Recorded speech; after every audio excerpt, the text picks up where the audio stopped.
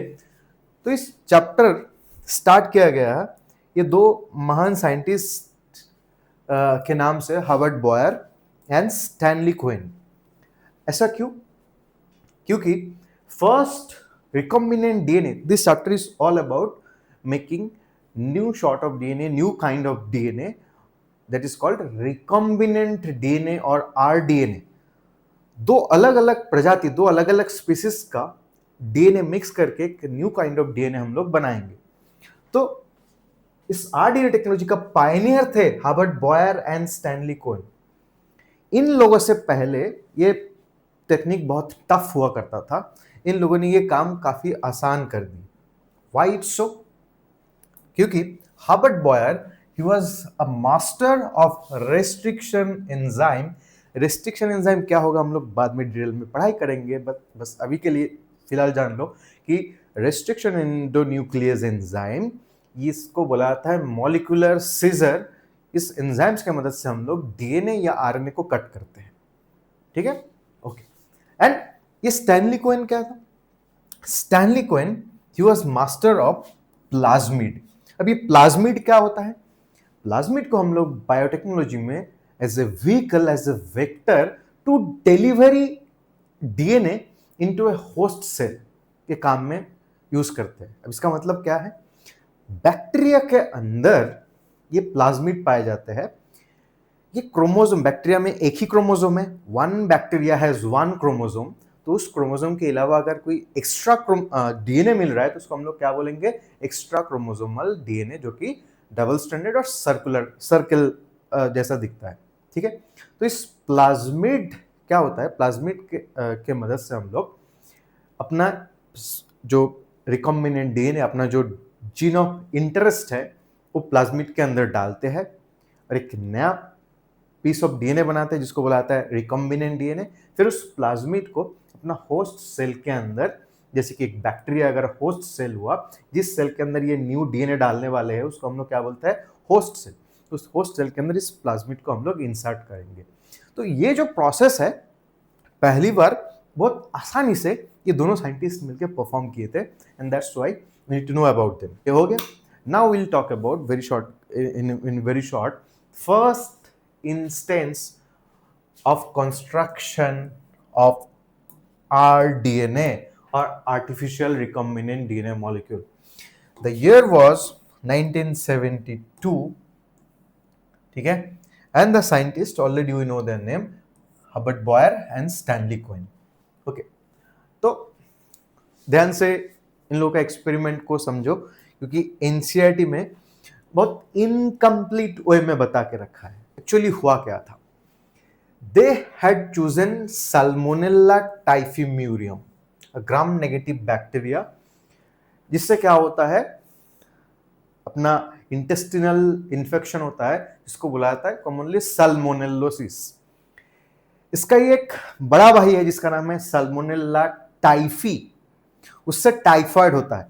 But Salmonella typhimurium is not same to Salmonella typhi. पहला बात दिमाग में ये बात चिपका लो। तो Salmonella typhimurium is totally different bacteria. इससे क्या होता है? इससे पेट में इंफेक्शन होता है, जिसको हम लोग बोलते हैं साल्मोनेलोसिस। क्लियर है? ओके। अब इसका जो अपना प्लाज्मिड, इसका जो नेटिव प्लाज्मिड है, उसको हम लोग क्या बोलेंगे? फिर नेटिव प्लाज्मिड को हम लोग नाम दिया है RSF1010 प्लाज्मिड। ठीक है, तो इसके पास एक नेटिव प्लाज्मिड था, इसका अपना प्लाज्मिड था, नेचर में पाया जाता है। क्या? उस प्लाज्मिड को बोला जाता है RSF1010 प्लाज्मिड। उस नेटिव प्लाज्मिड के अंदर एक जीन ऑफ इंटरेस्ट था, एक अनोखा जीन था, जो जीन के मौजूदगी इसको एक एंटीबायोटिक से बचाता था। कौन सा एंटीबायोटिक से? स्ट्रेप्टोमाइसिन। मतलब इस बैक्टीरिया को अगर तुम स्ट्रेप्टोमाइसिन बोल के एंटीबायोटिक से मारना चाहते हो तो ये नहीं मरेगा, क्योंकि इसके पास एक स्पेशल जीन है जिसका नाम है STRR, यानी कि स्ट्रेप्टोमाइसिन रेजिस्टेंस जीन।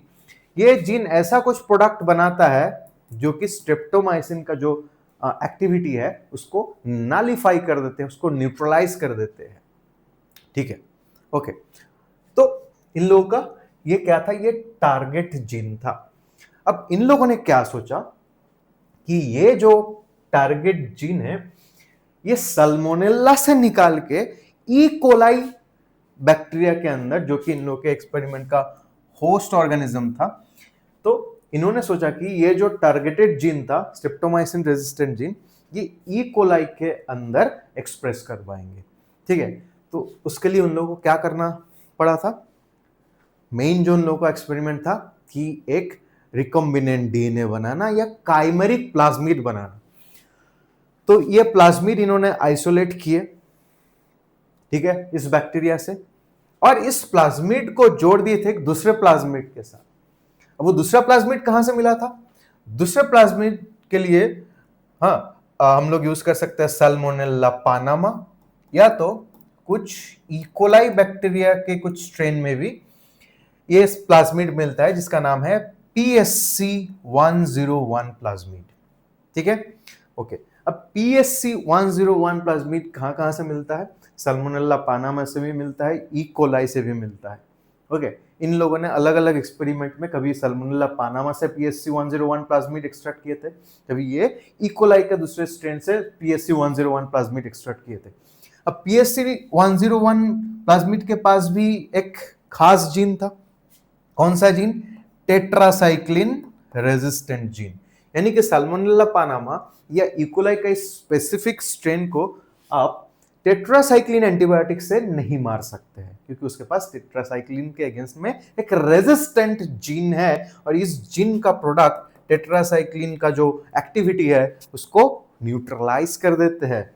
ओके, तो इन लोगों का मोटो क्या था? इन लोगों का मोटो ये था कि ये RSF1010 प्लाज्मिड और PSC101 प्लाज्मिड, ये दोनों को कंबाइन करके क्या बनाएंगे? एक रिकॉम्बिनेंट डीएनए या रिकॉम्बिनेंट प्लाज्मिड बनाएंगे, जिसको काइमेरिक प्लाज्मिड भी कहा जाता है। और इन लोगों ने बनाए ये दोनों प्लाज्मिड को कंबाइन करके एक रिकॉम्बिनेंट प्लाज्मिड बनाया, और जिनका नाम इन्होंने क्या दिया? PSC109।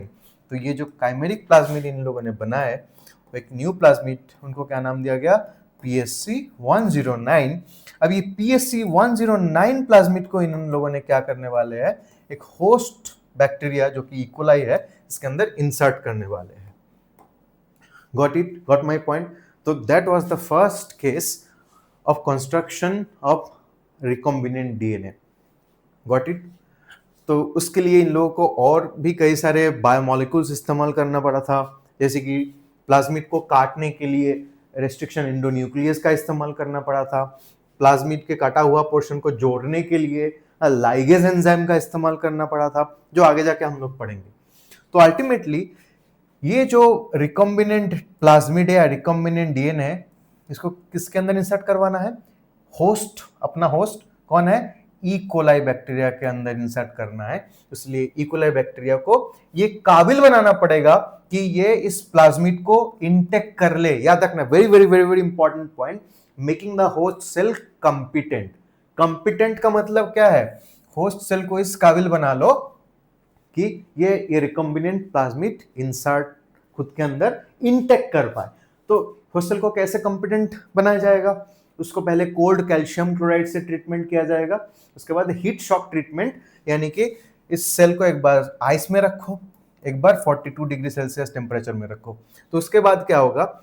ये सेल का जो सेल वॉल है ये कमजोर पड़ जाते हैं, और जो ये रेजिस्टेंट दिखा रहा था कि नेगेटिवली चार्ज डीएनए को मैं एंट्री नहीं दूंगा, ये अब न्यूट्रलाइज हो जाते हैं, और फिर ये न्यू डीएनए या रिकॉम्बिनेंट डीएनए को अपने अंदर एंट्री दे देते हैं, और इस रिकॉम्बिनेंट डीएनए के साथ अपना जीन ऑफ इंटरेस्ट, या जो यहाँ पे हम लोग अपना जीन ऑफ इंटरेस्ट क्या था? एंटीबायोटिक रेजिस्टेंट जीन्स, वो इस होस्ट बैक्टीरिया के अंदर चला गया। और प्लाज्मिड के बारे में अच्छी बात है यह है कि प्लाज्मिड के अंदर ओरिजिन ऑफ रेप्लिकेशन प्रेजेंट है, तो प्लाज्मिड खुद के दम पे एक सेल के अंदर रेप्लिकेट कर पाते हैं, इसलिए प्लाज्मिड को हम लोग self replicating circular double stranded extra chromosomal DNA भी कहते हैं। ठीक है, तो अब चेक करना है कि इकोलाई के अंदर ये रिकॉम्बिनेंट डीएनए गया है कि नहीं। अच्छा, अगर एक होस्ट सेल के अंदर रिकॉम्बिनेंट डीएनए चला जाता है तो बोला जाता है कि वो सेल जो है वो ट्रांसफॉर्म हो चुका है। तो this is the process of whole and sole process of transformation. ठीक है, एक होस्ट सेल के अंदर रिकॉम्बिनेंट डीएनए चला जाएगा, उस प्रोसेस को हम लोग क्या बोलते हैं, ट्रांसफॉर्मेशन। तो ये सेल अभी ट्रांसफॉर्म हो गया, यानी कि सेल को अब तुम एंटीबायोटिक से टेट्रासाइक्लिन या स्ट्रेप्टोमाइसिन एंटीबायोटिक से ये इकोलाई को तुम अब मार नहीं सकते हो। So that was all about Herbert Boyer and Stanley Cohen's experiment. तो इन लोगों का मेन मुद्दा क्या था, एक रिकॉम्बिनेंट या काइमेरिक प्लाज्मिड बनाना। ठीक है, अच्छा, अब एनसीईआरटी क्या बताया, they used the native plasmid of Salmonella typhimurium as a vector. Basically ये दो प्लाज्मिड को मार्ज कर दिए थे, तो दोनों प्लाज्मिड में कोई भी एक प्लाज्मिड को वेक्टर कह सकते हो। ठीक है, अच्छा, क्लास में अभी हम लोग इसको इजीली समझाने के लिए वो शॉर्टकट तरीके से बताते हैं, बट एक्चुअल केस ये है अभी मैंने जो बताया।